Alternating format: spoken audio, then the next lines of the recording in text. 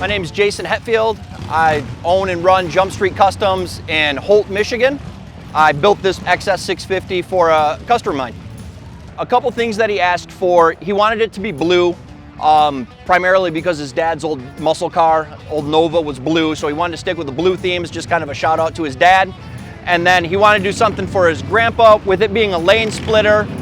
His grandfather was a butcher and a big part of his life, so I added this small meat cleaver to the rear of it for him, just as a little head nod to Grandpa.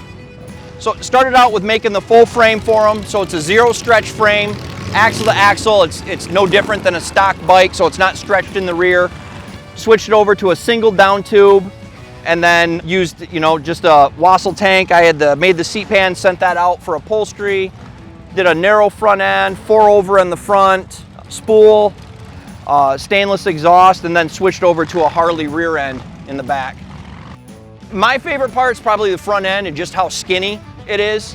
It just lends itself right into the single down tube and just kind of stays skinny all the way back. Trees are something that I do in-house, so I CNC the top tree. The lower tree is a stock tree that I take 3/4 of an inch out of each side.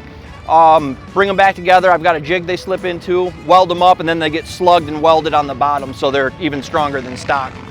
Brian Johnson painted it. It's paint huffer metal flake over a black base, and then just added the wispy flames. Thank my buddy Brian for coming through with the paint, and thank my customer for trusting me.